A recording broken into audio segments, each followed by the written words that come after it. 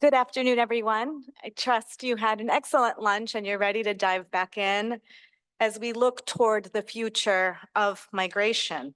I think many of us were struck or reflected on yesterday's discussion, where some of what was highlighted was just on some of the consistency, actually, that we see on migration. Migration is indeed a fact of life. Numbers or percentages of people on the move have stayed relatively stable.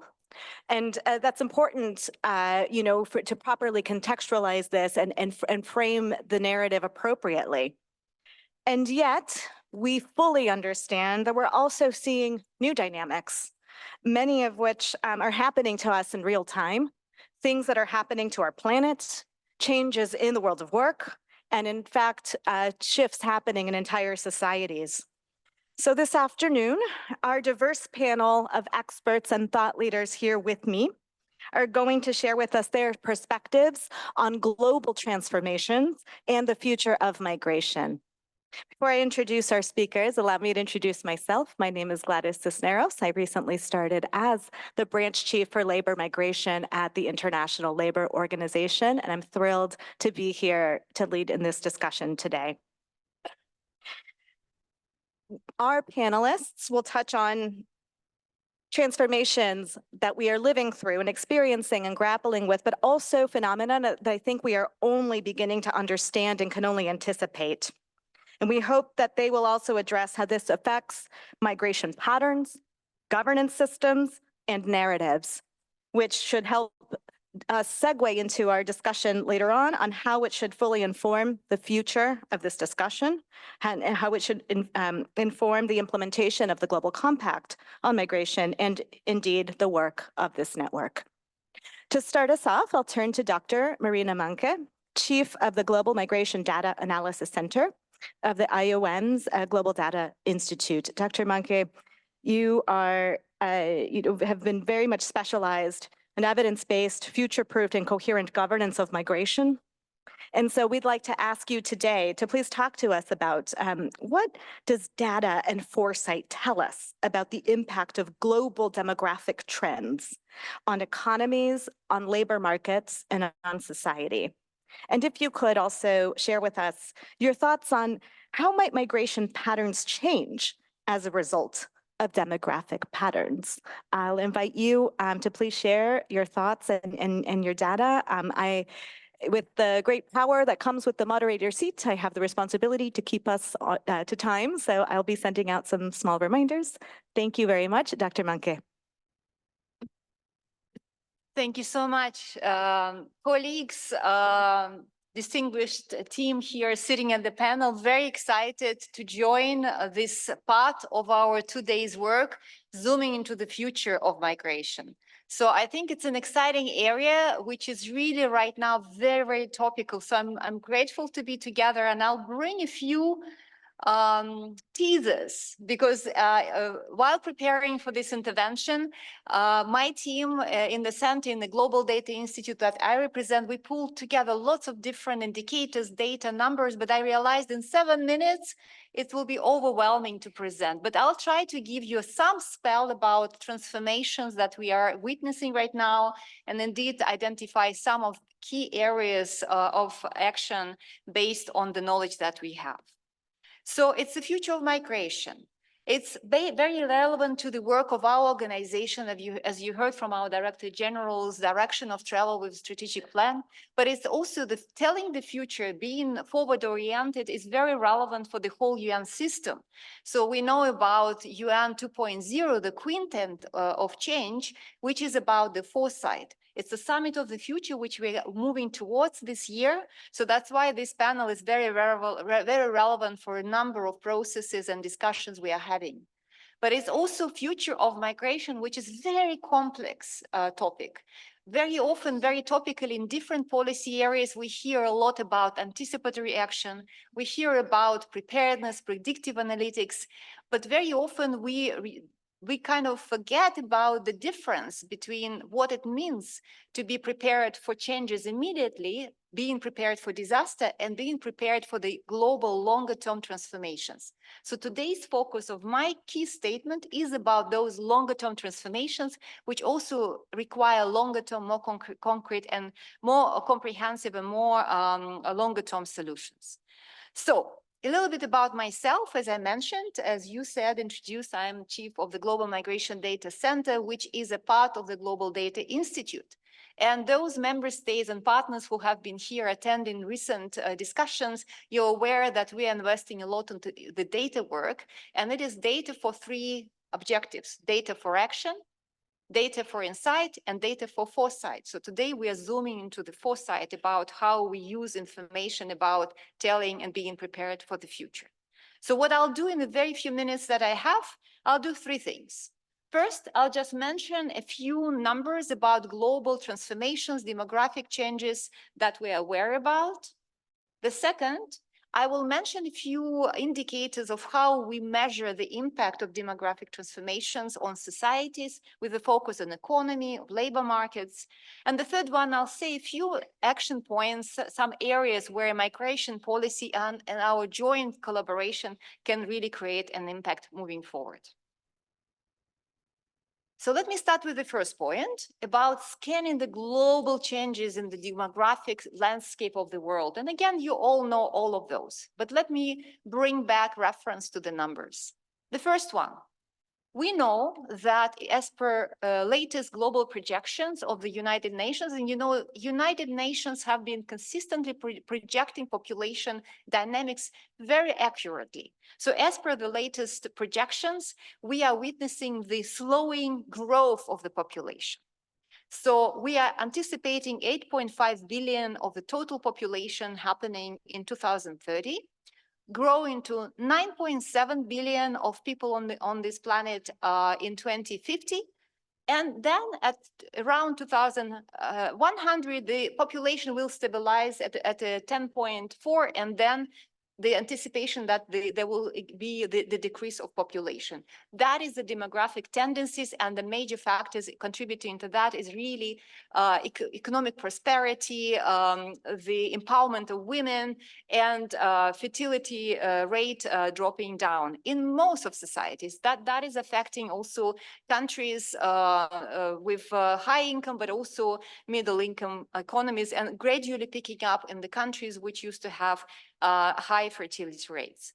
What is anticipated, though, beyond the slowing of the population growth, we also anticipating the aging societies, where we see that there's an increase of population of 65 plus area of age, for instance, from 10 to 16% by 2050. That's a global estimate. So how do these demographic dynamics, which are not necessarily at global level the same as they are triangulating in certain regions? We know that, for instance, in low-income countries, there is still population growth tendencies, and there is also young population going to the labor markets, and the job development is not catching up. So these tendencies we need to keep in mind when we really look and anticipate other trends. So what are the other numbers and data points which I would like to voice today in terms of numerically demonstrating the impact of those demographic transformations?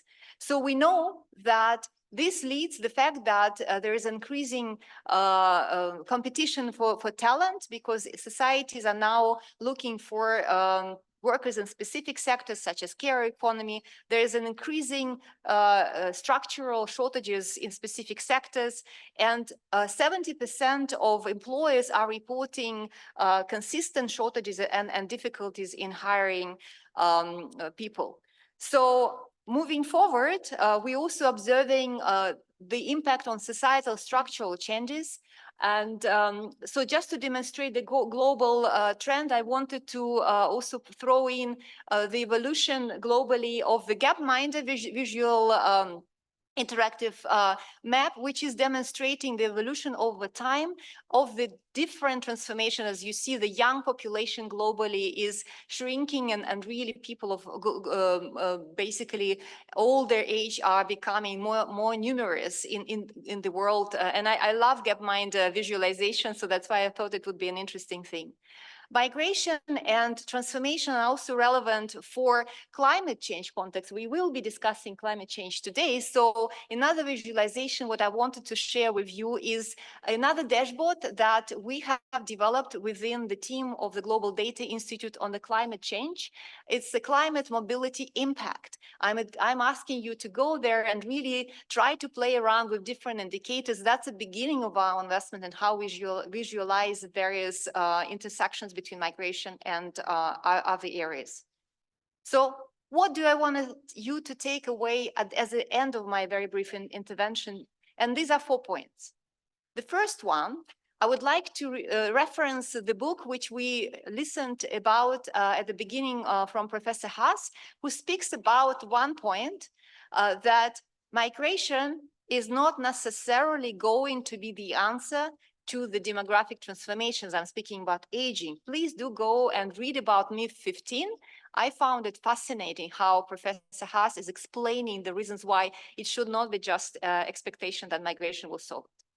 The second one, labor market imbalances, shortages, oversupply.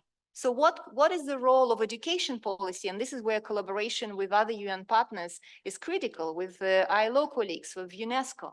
And where is the sphere of skilling people and investing in their training? And what is the impact of facilitating matching across borders? That definitely skills mobility partnership, which we're advocating for, is a solution. But focus also on inclusion becomes critical. On the climate change, again, we will hear today, it's about adaptation to slow onset changes and environmental degradation. But the final point, let me finish on that, is so critical. And again, because I'm biased, I'm speaking about data. We need to continue investing in collecting evidence and collecting data, in explaining the myths. And that's why my final point will be to advocate for your active engagement in the current process, which our network is facilitating, is the development of the list of indicators for paragraph 70. We do have a window of opportunity. On the 6th of February, we have another consultation. And until 11th of February, we have still a survey open. So I'm inviting all of you to engage. And I'm sorry, I think I took more time than you were showing, but I'm happy to listen to others and provide further details. Thank you so much, Dr. Manke. A lot to unpack there, but I think those initial kind of framing data points are really important.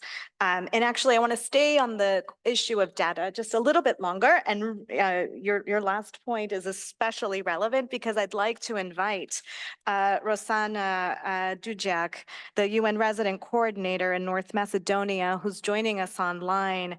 Ms. Dudziak brings 25 years of experience in international development. We wanted to ask you today, Rossana, if you can hear us.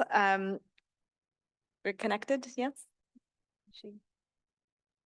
Yes, I'm connected. Brilliant. Welcome. Thank you for joining us.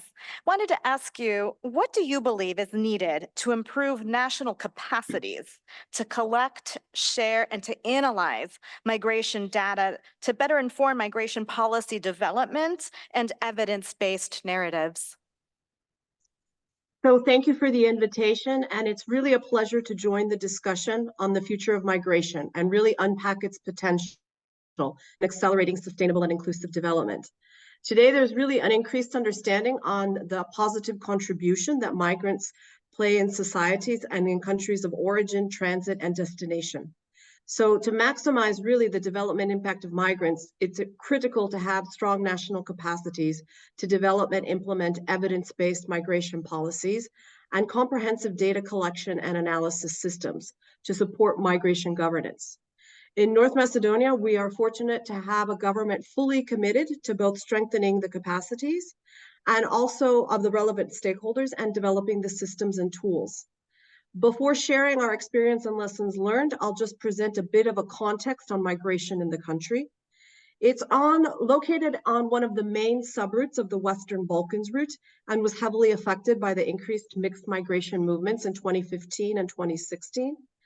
There's a variety of traditional and more recent migration patterns, which includes a tradition of permanent emigration, with almost 700,000 Macedonian citizens estimated to be living and working abroad. Seasonal and temporary labor migration is really common, and citizens traditionally emigrate to work in Italy, Germany, Switzerland, Malta, Croatia, Greece, Montenegro, and other European countries. So in North Macedonia, the lack of data has been one of the main challenges. The reliable data on the exact extent of these migration movements wasn't available, in part due to the absence of regular census data, as there were almost 20 years gap between the two census. There was also limited and outdated institutional informational exchange and insufficient data collection. I think we've seen this in many places. Different ministries and different agencies may be collecting different data sets, and it's not particularly being shared between all the institutions. Population dynamics really is a powerful tool in development and really needs to be also factored into the migration planning. From 2000 onwards, North Macedonia really follows the Eastern European population trends: shrinking workforce, low birth rates, and high immigration, with remittances contributing to 3.4% of GDP. So for the development of evidence-based and adequate migration and other policies, decision makers really need disaggregated, timely, reliable, and accessible data on demographic flows. This will also help prevent misperceptions about the scale of immigration and its effects, and also help devise better policy. The data collection and analysis is really essential for proper migration governance, and in this regard, the country needed an updated country-specific migration profile. The country also needed support in developing a migration module in the labor force survey, and this had last been conducted by the State Statistical Office in 1996. So information about what the economically active population is, employment and unemployment, are the basic statistical data that is indispensable for monitoring the changes in the labor market. The migration MPTF was really instrumental in addressing the country-specific needs and in strengthening the capacities of a wide range of national stakeholders and their interinstitutional cooperation, and developing new migration policy documents and innovative models and data collection tools. The MPTF also really allowed 3 key UN agencies to come together with their expertise. IOM and UNHCR are obviously critical actors in the discussion on migration and refugees, but we also included the UN Population Fund, UNFPA, which was particularly important given their support to the census and in doing demographic dynamics analysis. So there was really an excellent collaboration of also the UN agencies with diverse expertise. We had over 500 representatives of government institutions, the State Statistical Office, the National Bank, private sector, academia, and other stakeholders that participated in a variety of dialogues and workshops on data collection and exchange, anticipatory governance, and the use of alternative sources of data. When here we're talking about big data and remittances. The fact that the project activities occurred during COVID was particularly interesting time to see how remittances were changing. In the Western Balkans, many migrants often carry cash home when they come home for the holidays from Europe. So it's actually more difficult for anyone to be tracking remittances. COVID forced many people to start using electronic money platforms to send the remittances. So there was a dramatic increase in the official figures of transfers that the National Bank could actually now track, because people were using electronic wire transfers as opposed to cash. As a candidate country for EU accession, North Macedonia also works on alignment with all the relevant EU standards related to migration and international protection, and ensuring the exchange of migration statistics among the relevant institutions. The data analysis and tools that were produced by the MPTF also supported as evidence base for the new national strategy on demographic policies and the new national development strategy. The piloting work on big data and remittances examined the use of innovative data collection and analytical methods for estimating the migration stock and flows, and is a complementary data source. The 2023 report on the first ever pilot migration module in labor forces was included information for both women and men on the reasons for emigration, education, and employment status, and their countries of destination, and reasons for return of country nationals. We also have a statistical model of migration flows to and from North Macedonia that triggered specific interest of the National Bank of the Republic of North Macedonia and the Faculty of Economics. On the stakeholders involved, as I said, it was really critical to have a variety of different stakeholders from government, parliament, national banks, civil society, and academia. And we had both domestic and foreign universities involved. As a UN country team, we're very happy to have had the opportunity to implement such an innovative project. And I think for us, the fact that our national partners have continued interinstitutional cooperation is really is evidence to how important this data exchange was.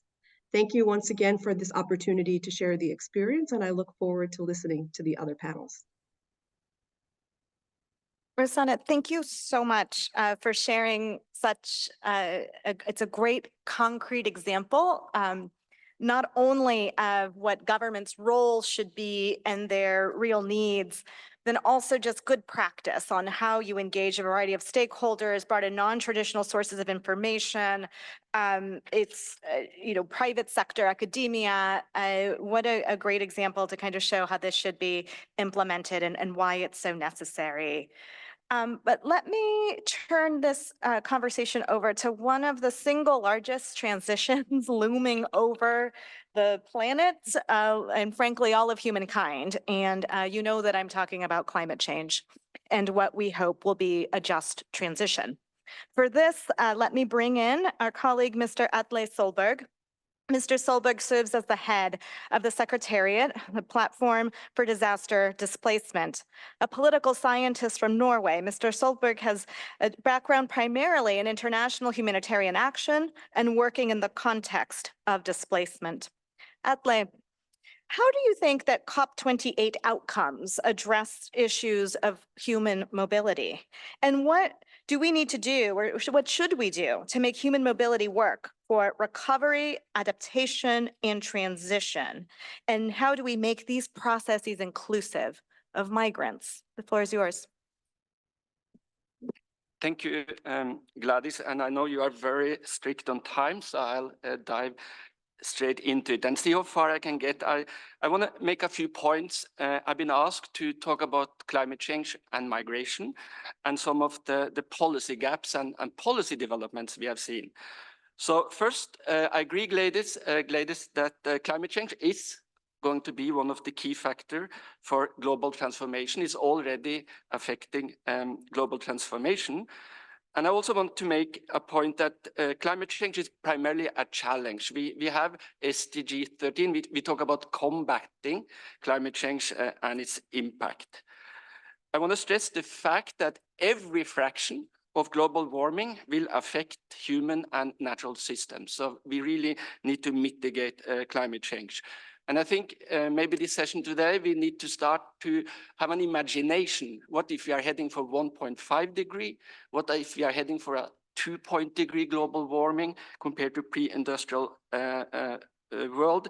And what will that do to migration and human mobility? We have strong scientific evidence that climate change will, in different forms, affect human mobility. But what we have to also have a nuanced and a very deep understanding of these impacts of climate change. Most of the impact of climate change is local, so we have to have a contextual understanding. But it's evident that there will be more displacement and different forms of human mobility linked to climate change. The point I want to make is that the policy challenge of climate change and human mobility has been recognized in international discussions on climate change and migration for some time. And then I'm going to answer maybe some of your question, Gladys, on the outcome of COP28. So already in 2010, the parties to the Climate Change Convention recognized the link between climate change and human mobility. And it also recognized that migration can be used to support adaptation. So that recognition is in the policy commitment. Of course, we have to be cautious about open or blankly accept that all type of mobility can be adaptation. If people are compelled to move, it's very hard to argue that that is adaptation. In 2015, under the Framework Convention, we have recognition of displacement and the need to avert, minimize, and address displacement related to adverse effect of climate change. So again, we have global commitment, we have global policy instrument that we can use to invoke the need to avert, minimize, and address displacement in the context of climate change. And more recently, there has been, under the Conference of the Parties and the Framework Convention, establishment of a fund for loss and damage, and migration, displacement, plan relocation are included in that fund. So we also have financial tools that can be used. The problem is probably less of policy implementation within the climate change area of work. It's more about a problem of scale. We are reaching adaptation limits. We have seen increased loss and damage. So everything we did before needs to be scaled up, both regarding financing and action and support. And it's also clear that we are still ahead of the curve when it comes to include displaced population and migrants, for example, within climate change areas of work. So that is the progress under the climate change policy action area work. And of course, under migration governance, we have also seen important strides. The New York Declaration for Refugees and Migrants recognized the link between climate change and migration and people compelled to move. And we all know that we have a global compact that speaks both to the importance of addressing the drivers, also including climate change, environmental degradation and disaster, as well as creating pathways for safe, regular and orderly migration in climate change and disaster context. So also within the migration policy area work, we do have a blueprint for what we need to do to address drivers, as well as make migration safe, orderly and regular, and creating pathways. But again, we are lagging behind in terms of policy development. Together with the UN Migration Network, we have established a climate database, which shows some of the policy development. And what we do see is that when it comes to migration policies, migration governance, the inclusion of the challenges of climate change is lagging behind. So we are missing out, or we are lacking specific policies that can make migration truly adaptive. We have limited sets of pathways that can make migration or displacement safe in climate change context. And we also lag behind in terms of creating permanent pathways for migration, for example, in situation of extreme regional and extreme environmental degradation. What is probably needed in the migration policy areas of work are looking into regional opportunities for policy development, and also to highlight national effective practices related to having in national and domestic legislation, for example, opportunity for safe and regular pathways. So if I can conclude with a few points, trying to cover what we were asked to do, we need to have at the top of our priority list the need to combat climate change. Every fraction of global warming will lead to more challenges for people on the move. We need to adapt to the growing needs, and both financing and policy development needs to be scaled up for a more complicated future. We need to use, as a third point, we need to use our imagination for a more complex future. And we need to use our imagination in order to make migration an integrated part of our development planning at the national, regional, and global level. And supporting Marina, data and evidence is still needed. These are evolving scenarios, and we need much more data also at the local and national level. And finally, climate change is a result of political decisions and political omissions. So at the end of the day, it is about political will political will to scale up to the challenges in the future. Thank you so much for your attention.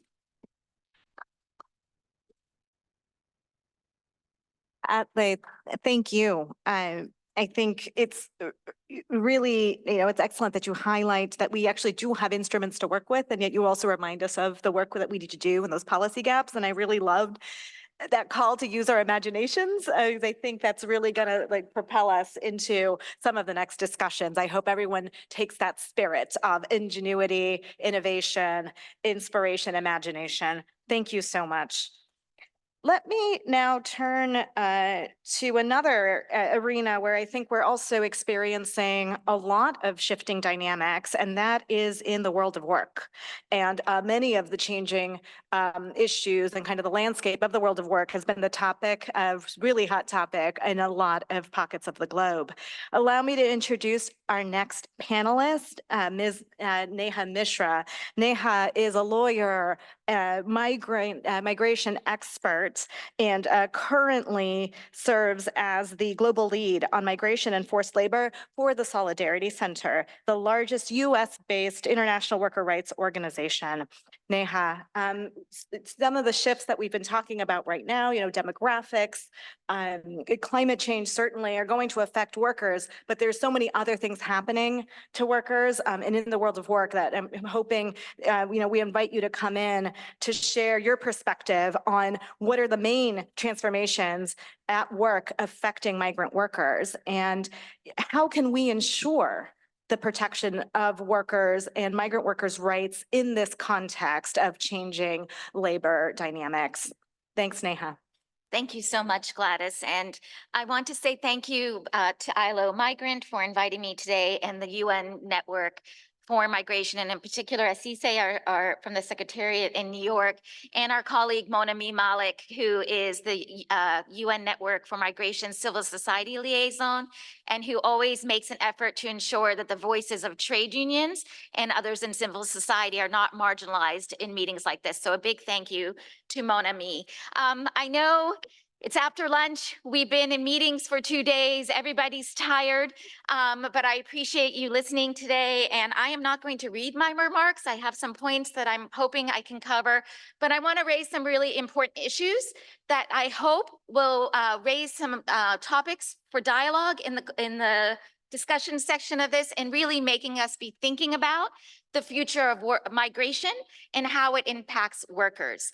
For the foreseeable future, we are going to continue to see a demand for migrant workers in low-wage sectors such as domestic work, home health care, agriculture, food processing, construction, garment manufacturing, hospitality, transportation, etc. And it's those workers, the continued demand that we know we're going to see into the future for low-wage migrant workers, that I'd like to talk about in my remarks today. Please note that I am very intentionally using the term low wage. I'm not sure how this translates into other languages, but hopefully it will. I do not use the terms unskilled or low skilled very deliberately, because at first, all work has skill, all work has value, and all work has dignity.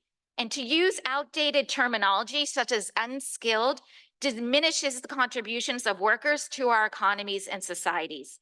And second, I use the terminology low-wage sectors because we must recognize the low-wage nature of certain sectors of work that in many countries are predominantly purposely targeted towards migrant workers, and what this means for our goal of decent work. It's not enough to recognize in rhetoric that all migrants contribute to society. We must recognize it in economic systems by valuing in wages and working conditions all work, including work in low-wage sectors. The future of work needs to be one centered in decent work. I hope everybody knows the term decent work. If not, Gladys, you have a lot of work ahead of you. But the term decent work has been coined by the ILO to mean a new social contract that ensures equality, inclusion, climate-friendly jobs with living wages, rights for all workers, regardless of their migration status, race, ethnicity, or gender. ILO standards do not care what type of worker it is. All workers are treated the same. And so all workers deserve decent work. And decent work also means freedom of association, right to organize and collectively bargain, and universal social protection. If we collectively strive to achieve shared prosperity and sustainable development, we must rethink current paradigms around labor migration and regular pathways. The current trend globally of moving away from humanitarian pathways toward temporary labor migration schemes to solve long-term displacement is inherently flawed. I understand that this is the current political reality, and yet, if we are going to talk about the future of migration, we need to challenge current paradigms and challenge governments and other stakeholders to do better for migrant workers and their families, especially in low-wage sectors and the informal economy. We must center the rights of migrants and their families. There's 4 areas that I want to talk about of how things currently are, and as we think about the future of migration, how they must change to ensure a rights-based framework. First of all, migrants in low-wage sectors are often segregated from their are often separated from their families for years at a time, either because of incoherent systems that create irregular migration, or because of the predominant paradigm of temporary labor migration schemes. We are creating around the world an entire segregated class of low-wage migrant workers who have no right to be with their own family. We are institutionalizing the idea that migrant workers in low-wage sectors are going to take care of our families, but have no right to take care of their own. For the future of migration, pathways must recognize the right to family unity. The other thing that we're creating in current systems is that low-wage migrant workers in low-wage sectors have no right to a civic identity.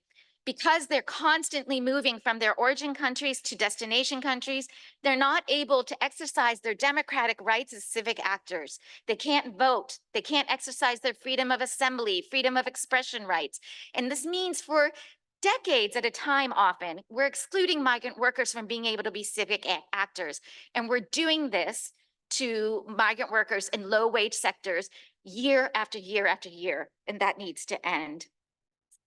Sorry. The troubling trend of creating temporary migration pathways as short-term solutions to long-term problems of climate displacement, conflict, and violence will not lead us to shared prosperity in the future.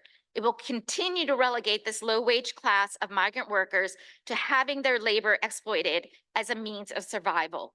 Regular pathways or rights-based pathways must be developed hand in hand with regularization of the undocumented, climate change responses, and humanitarian needs.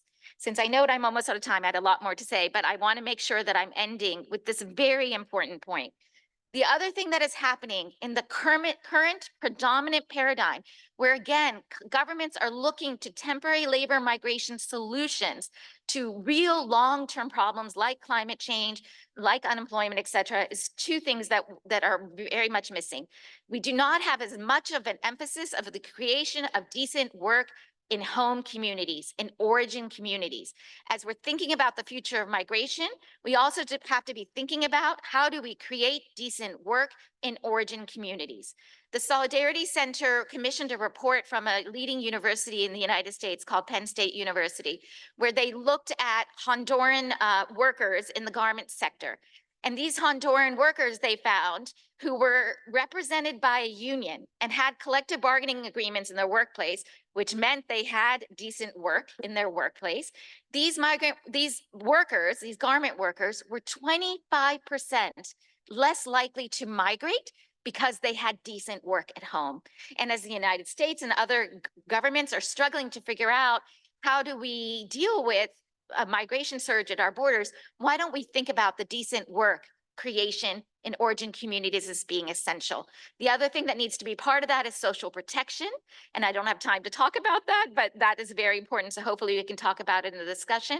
And the last point, Gladys, because I know I'm over time, that I'm going to end with is that we have created systems of non-immigrant labor migration pathways, temporary labor migration schemes that do not allow migrant workers, especially in the low-wage sectors that I mentioned, to exercise one of their number 1 fundamental rights at work, which is the freedom of association, right to organize and collectively bargain.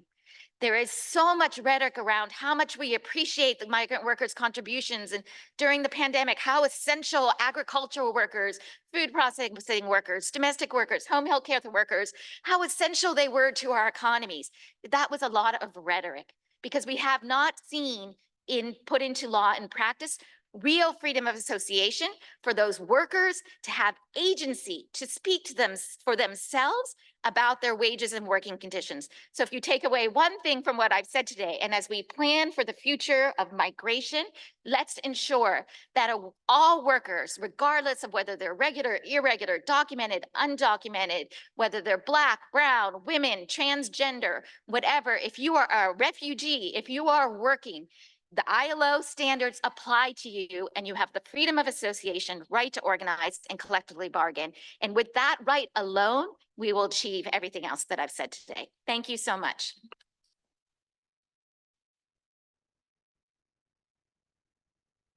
Neha, thank you for thoughtful and passionate, intervention, and reminding us, yes, of the centrality of decent work and creation of good jobs, ensuring equality. I think we've talked a lot about narratives, contributions, and integration throughout these 2 days. And making sure that we're all committed to the best, most rights-based approaches is good. I also want to point out that, from our first 3 speakers, this thread of really addressing the longer-term challenges and really preparing ourselves for the long haul is really crucial. So thank you so much for those thoughts. And then speaking of the long term and the future, I think we all very much recognize that a lot of these phenomena are actually going to be felt by younger persons and children who are growing up into this world. You're going to feel it the most. And so to get a perspective here, we'd like to invite into the conversation Mr. Florencio Venté. Florencio is a Colombian youth leader, a migrant, and he's co-director of the Migration Youth and Children Platform. Florencio, thank you so much for joining this panel. So listening to all of this, could you share from your perspective, what are the expectations of the younger generations for this work and for the Summit of the Future? Thank you. Perfect. Thank you. Thank you so much, Gladys, and also thank you to the other panelists to bring the different discussions that we are having today. Also, my name is Florencio. I'm the co-director of the Migration Youth and Children Platform. We are an organization led by youth that gathers the input of different youth leaders and youth organizations across the world. We have impacted around 500,000 youth leaders with the different inputs and also consultations that we do on the discussions at the highest level on migration. And it's a privilege to speak today to you about what we see as the future of migration, but how that is linked with the Summit of the Future. And I will have my intervention focusing on that. And last 26th of January was released the zero draft of the Pact of the Future. And some of the outputs give us hope, but others some concerns. And I would like to start asking you a question, and maybe that's a question for our panelists, but also for the different stakeholders that are here on the room.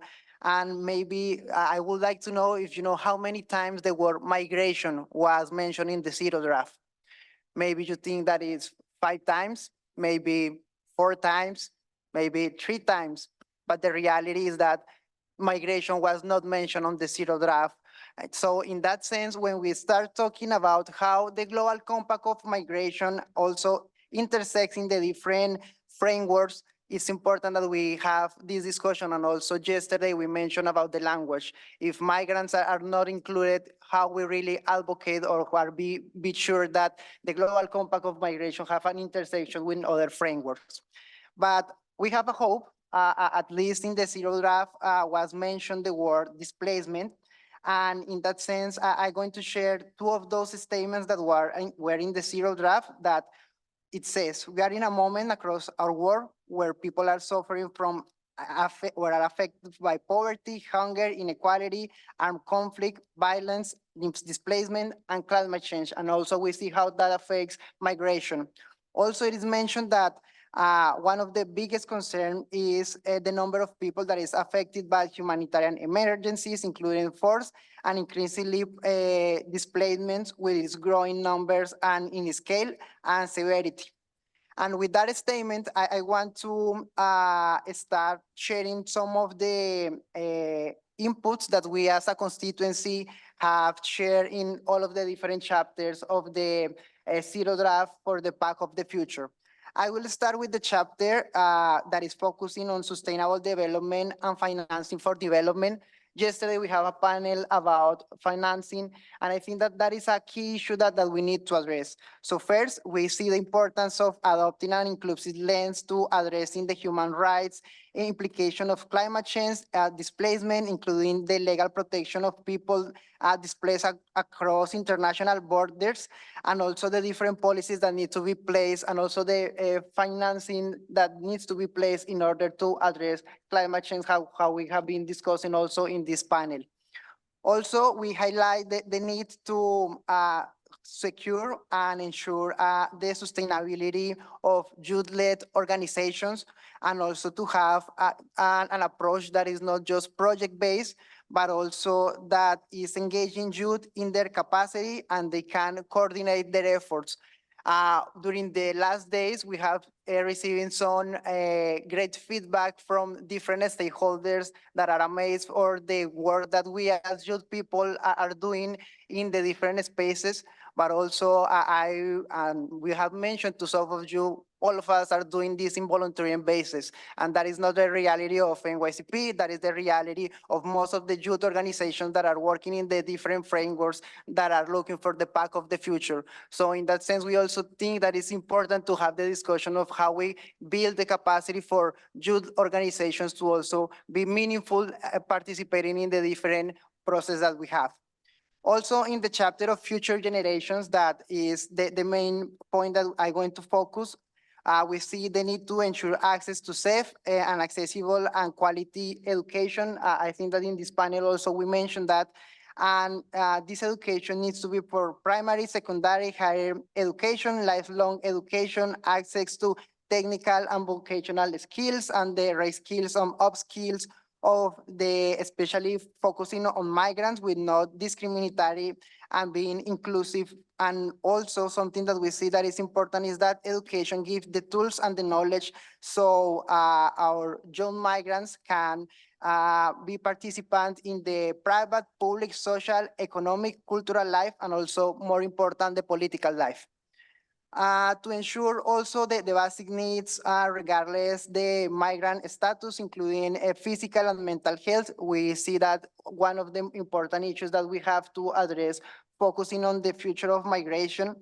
And also knowing that I don't have more time, I want to conclude that at each stage on the Zero Draft is important of meeting the needs of an aspiration of all youth people on the globe, including those in vulnerable situations and those facing multiple and increasing forms of discriminations. And we believe migrants are among the most vulnerable groups. And we do a call to all of the stakeholders because the consequence of our action or even our inaction will define how we be living, no one behind, and how we are going to secure regular and inclusive future of migration for all of us. Thank you.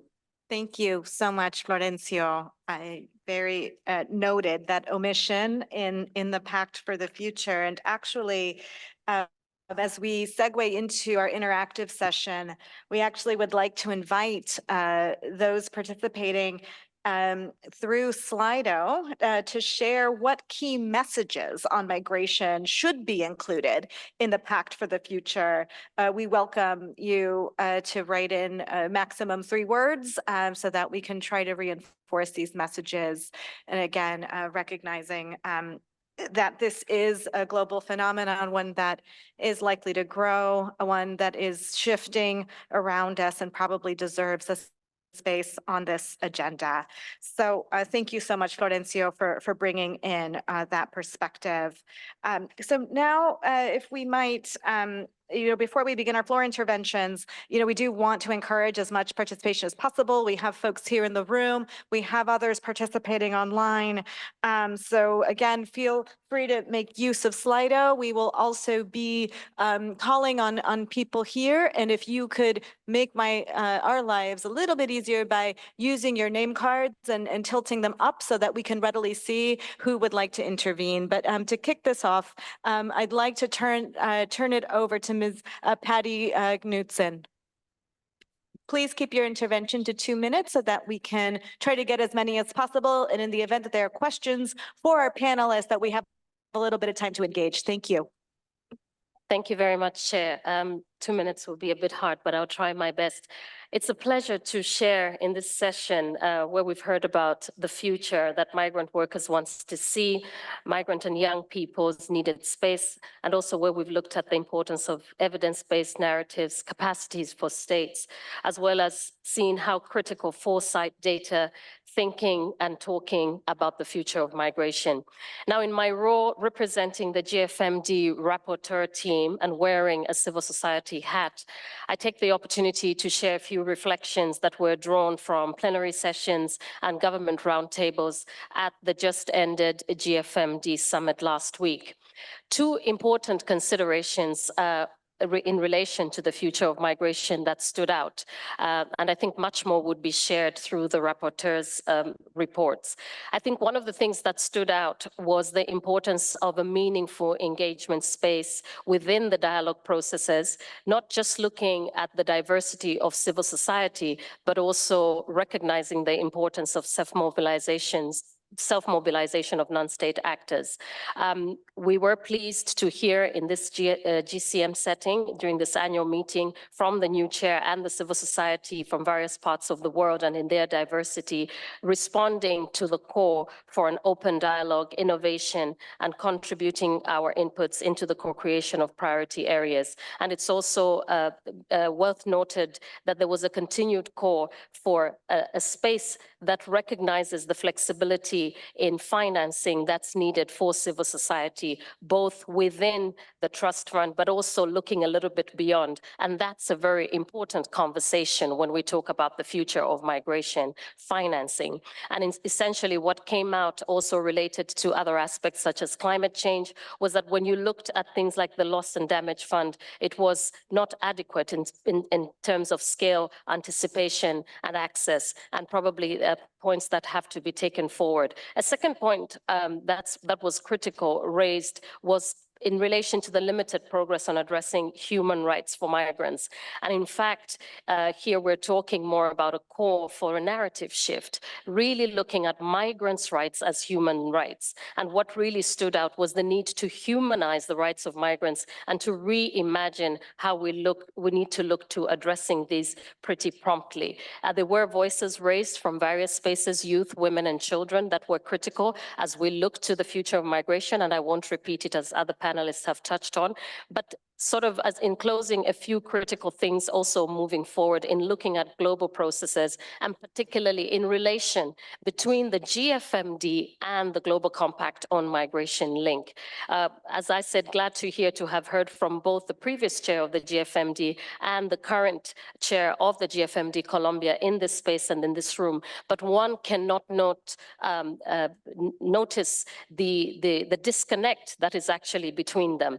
The GFMD is a space, and it's a dialogue space led by states where various stakeholders organize rather neatly through the mechanisms on private sector, local government, and civil society. So the infrastructure is there, the people are there, the critical topics are there, but the spirit of dialogue is lacking. And I think what is also critical to understand is the social responsibility that is placed on both the framework here that we discuss and the dialogue space to address necessary issues in respect to capacities, critical issues that migrants and their families and the wider community look out for. And as I close and as we move forward, I think a topic on narratives was raised, and we saw that also coming up in the GFMD, particularly talking about culture as a game changer, but really also talking into other spaces of narratives that we need to open up as we open up the box of what the impact of climate change would be. On the thematics, a resounding core on GCM5, ensuring regular pathways that not just look about the flexibility, but the human rights concerns, and also tied to this, the twin objective of regularization. Looking to the future, we have an opportunity to manage challenging and difficult migration concerns in a constructive manner. And we need to heal the disconnect between what's pressing in the GCM and how that is brought to the GFMD space for further deliberation. Thank you.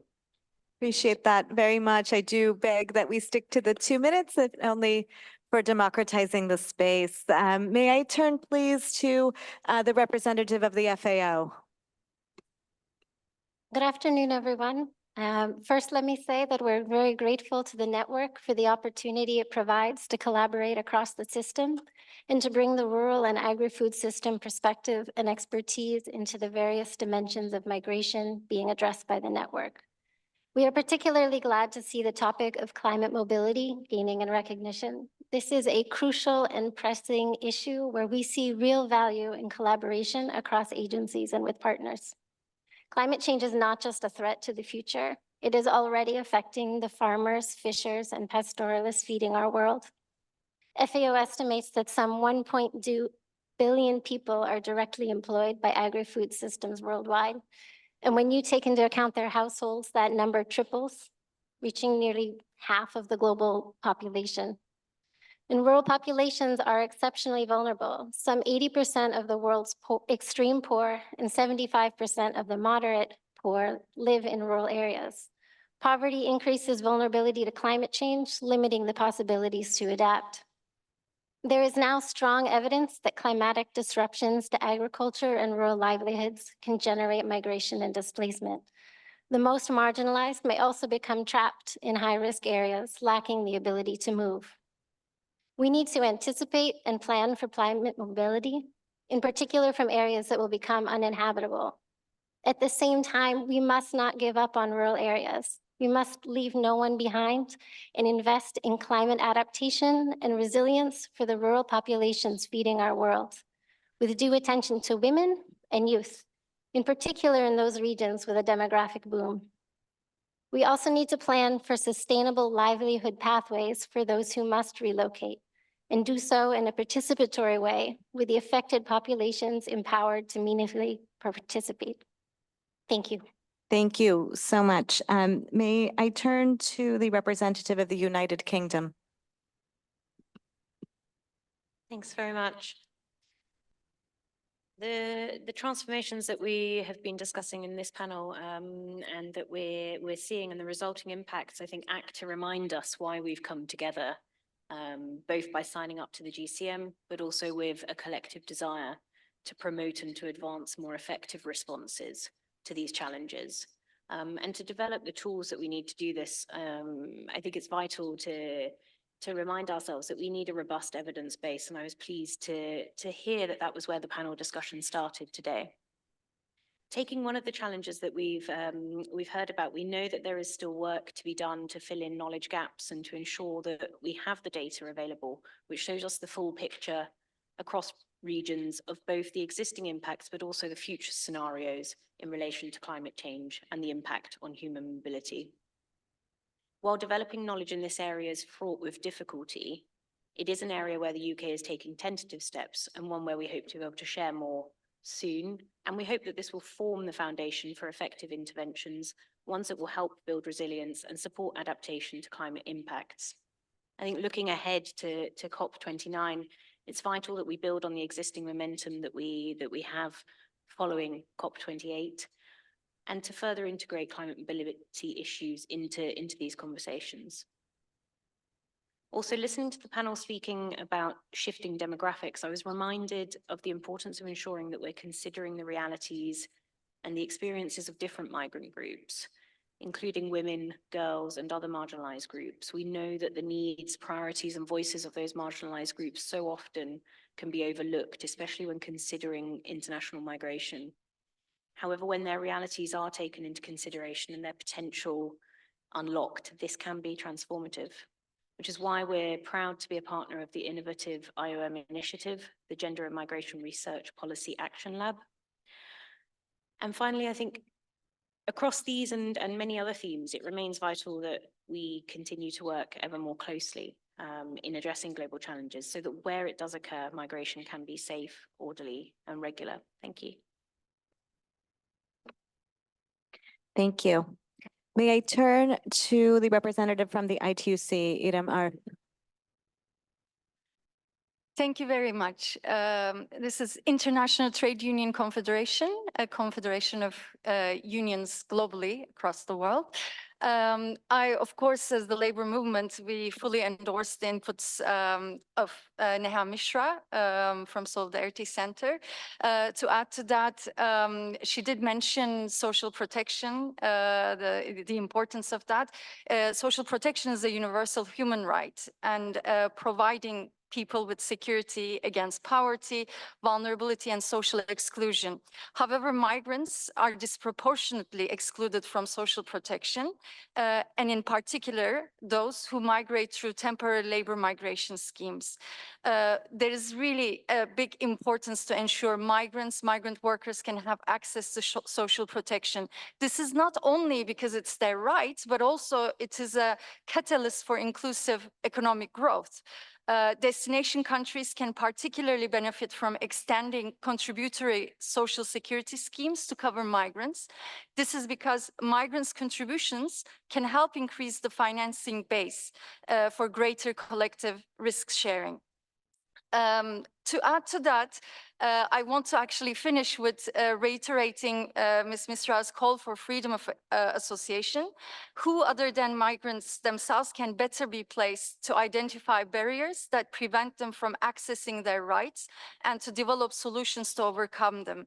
While it is not possible to make hierarchies between human rights, as labor movement, we know that without ensuring migrants can truly exercise their right to freedom of association and to organize, we will continue to have the most crucial, the foundational block of the solution missing. So wherever and whenever we can, we have to support migrant workers' freedom of association and to be able to raise their collective voice. Thank you. Many thanks. If I can give the floor to Jane Lineker from the Mixed Migration Center, who's joining us online. Thanks, and thanks for the opportunity to discuss the topic and to participate. What I wanted to say is that a lot of the current trends that we've been talking about in the past 2 days aren't likely to be going away in the future. The drives of migration are going to continue. Instability is continuing and exacerbating in some places at the moment, and anti-migrant rhetoric and policies show no signs of abating in many places. I think it's important that we consider the situation for migrants in crisis, where we've seen with the global pandemic, and we've seen in Ukraine, we've seen in Sudan, we've seen in many settings that the crisis situation for migrants in those places is not being addressed in the same way as for others. We've got more and more issues of stranded populations and trapped populations relating to some of the ongoing trends, which will continue into the future. And we're facing a situation of potential onward movement, which is currently happening and likely continuing. People fleeing crisis, moving for considerations of lack of protection or lack of decent work. So risky movement is likely to continue in the future, especially if it's the only way for people to migrate. To briefly return to the subject of narrative and data, so many of the prevailing narratives of the future are based on flawed use of data, flawed data, or are not evidence-based. And I think it's really important that we're producing reliable data and that we're using that data well. This is particularly around things like climate mobility and around topics like smuggling, where we're seeing this happening a lot. We need reliable data, we need to use it well. And we need inclusion. We need inclusion of the topic of migration and the inclusion of migrants themselves when we're talking about crisis response, when we're talking about climate response, development response, and the response to any of the issues that come up during migration. Thank you. Thank you. Allow me to give the floor to Berenice Valdés from the Bloque Latinoamericano. Muchas gracias. Bueno, desde el bloque pensamos que es importante pensar en los 4 ejes que hemos estado diciendo, toda la sociedad civil en esta red, para que haya fuerza en la capacidad tanto nacional, regional, en el acceso a derechos, en el acceso a trabajo decente, en prevenir desastres y que se pierdan vidas y en generar la portabilidad de derechos. Tenemos que garantizar que la sociedad civil, las personas migrantes y sus familias estén en estos procesos desde la estructura y el plan. La sociedad civil es importante porque ante los cambios de gobiernos, ante los cambios de estructuras, ante la falta de financiación en las instituciones, somos quienes seguimos y hacemos que haya un puente de continuidad y para que haya un impacto a mediano y largo plazo que se refleje en la población. Sociedad civil también somos quienes empujamos para que haya un impacto en las personas en las migraciones. Necesitamos trascender la relatoría de acciones, de buenas intenciones, inclusive no solamente mirar los estándares de derechos humanos, sino cómo los vamos a accionar en impacto en las personas migrantes, en quienes defendemos sus derechos. Hay una estructura ya en la Red de las Naciones Unidas. Esto es nuevo para la historia de las Naciones Unidas. Aprovechemos esa estructura de la red de la ONU a nivel global para aterrizarla con los mecanismos a nivel regional. Este es un gran desafío y si lo hacemos de manera diferente a como lo hemos hecho, con una participación incluyente, podremos generar resultados diferentes que son impactos y que se articulen estas estructuras. Es importante también ir a las causas, asegurar que todas las personas tengan los medios y mecanismos para migrar de manera irregular, de manera regular y con acceso a derecho laboral, tomando en consideración que en las redes de apoyo y de cuidados, como ya lo dijo Neja, somos las mujeres las que asumimos esas responsabilidades y esas responsabilidades tienen que trasladarse a los estados y a políticas públicas eficientes. Tenemos que trascender estos diálogos en estas reuniones y generar procesos de diálogos permanentes de intercambio con evaluaciones de impacto. Entonces, retomamos la importancia de la participación de la sociedad civil, de las personas migrantes y en dar una continuidad en estos procesos. Muchas gracias. Gracias, Berenice. I will turn now to the International Organization of Employers, represented by Stephanie Winet, who I believe is also online. Yes, I'm now online. Hello. Thank you so much. I'm from the International Organization of Employers, the umbrella association of national employers federations around the world. I'm with you, energized by a week-long conversation within the GFMD, and we had 60 businesses represented at the GFMD. And I think there's a lot of lessons learned that we can draw from the GFMD and that we can take over to the UN network. Just wanted to echo and thank Marina for recalling the skills shortages and the very important data around skills shortages around the world. And also echo Nea about the word unskilled. We're not using this word. Everybody comes and contributes with skills, no matter the level of the skills. This is also something very dear and very important to us.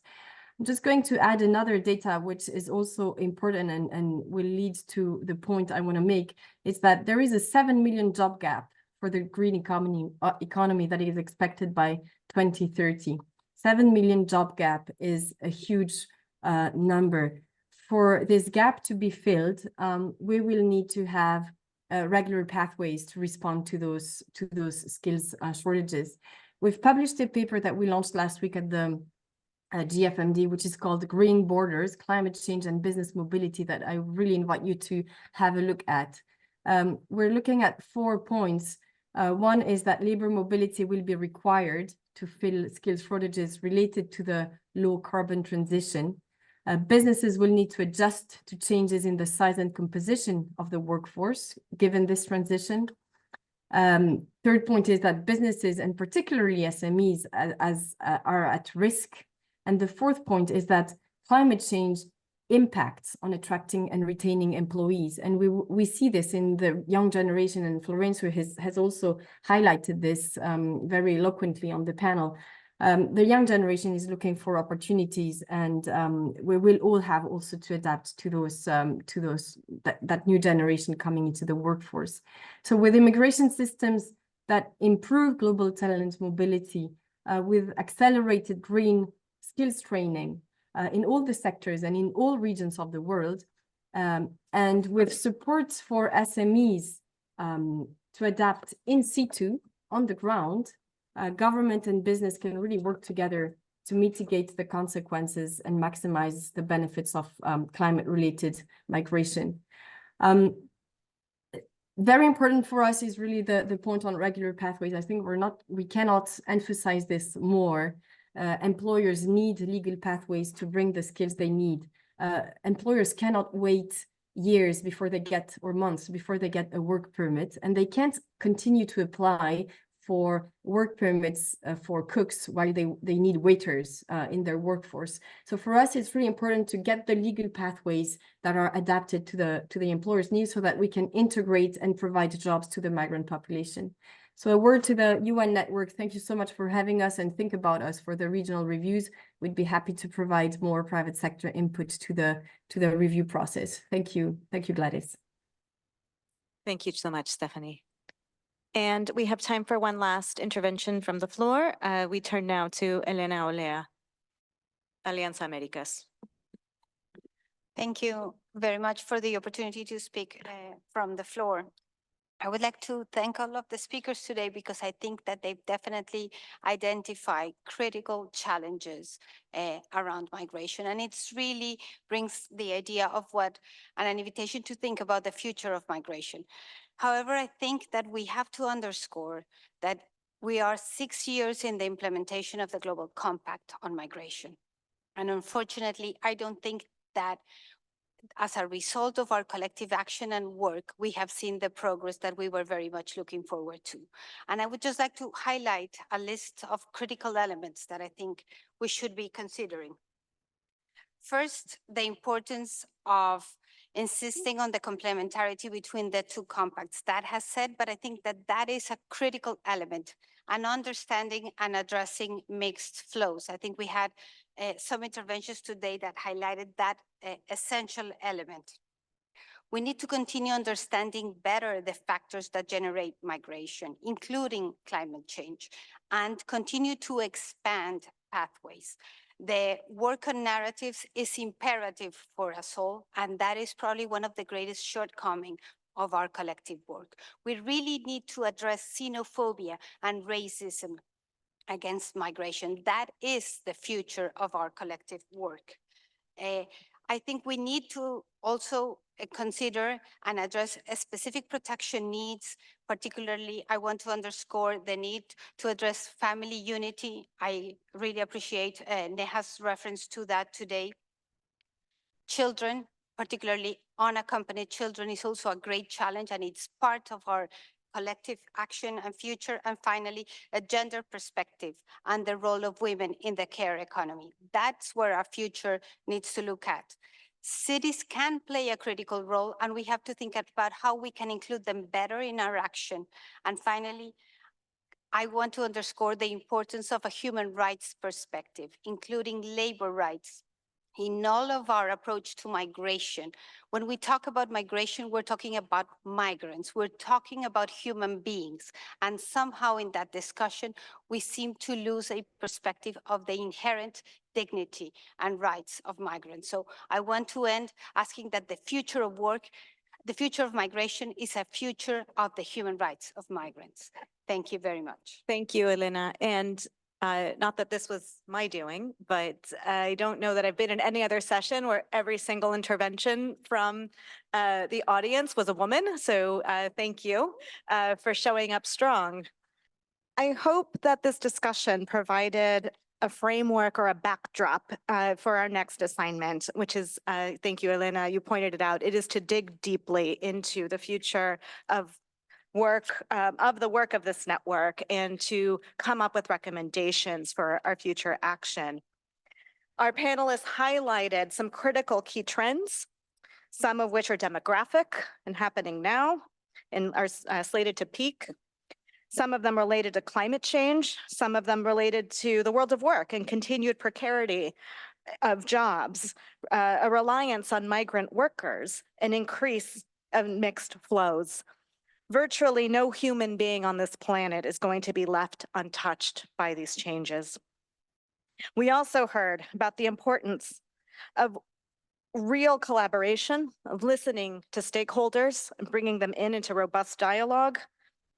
And the fact that so many of these issues are actually interconnected, and one thing might actually trigger one of the other changes means that we have to be more coordinated, more nimble, and more innovative than ever.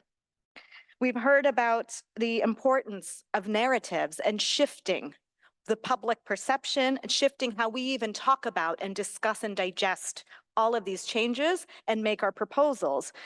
We've heard proposals for increasing impact evaluation. We've heard about the critical role of data, of reliable data, of timely data, of that evidence that we need, but to analyze it well and then to message it appropriately so that we don't get stuck in facts and figures and things that are fundamentally can lead to very emotional reactions and emotional debates. We also heard emphatically this need to think about building solutions for the long term. But in order for us to prepare for the future, in order for us to really invest in that long term, it means that we must begin to act now. So I want to thank every single one of our panelists. I want to thank everyone who participated in a very engaging floor discussion. We invite you now to have a coffee break, but please come back in 10 minutes so that we can begin our next session and start to plot out those concrete actions that we will need the network to take forward. Thank you so much.